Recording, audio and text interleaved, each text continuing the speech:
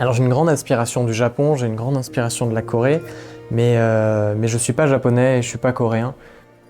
J'ai fait des stages chez plusieurs potiers du thé pour essayer de comprendre les formes, pour essayer de comprendre qu'est-ce qu'une bonne théière, qu'est-ce qu'un bon gaiwan, c'est ce qui va permettre d'infuser les feuilles libres, qu'est-ce qu'une bonne verseuse, qu'est-ce qu'une bonne tasse.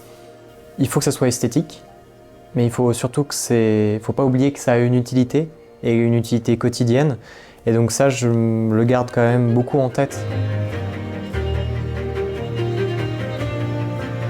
C'est comme ça que je me sens de créer, c'est d'abord en essayant de repartir sur l'idée même du céramiste pour ensuite comment je peux faire avec mes matières, avec ma philosophie, avec mon tour, avec mes outils, pour reprendre cette idée-là. J'essaie vraiment à travers des pays qui me touchent, j'essaie de me l'approprier pour trouver mon propre style.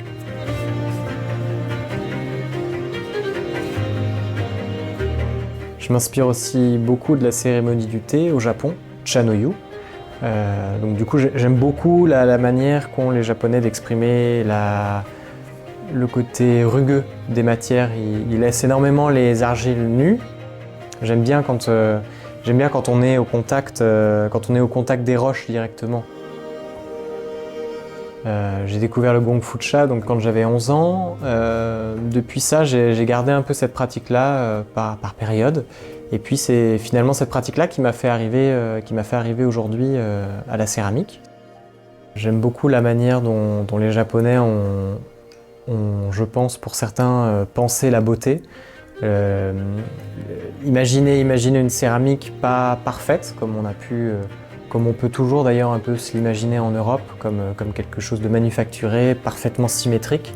Je pense que c'est assez important de retrouver ce qu'on finalement on retrouve dans la nature. Dans la nature, il n'y a pas un arbre qui se ressemble, il n'y a pas une roche qui se ressemble, en fait, il n'y a rien de symétrique dans la nature.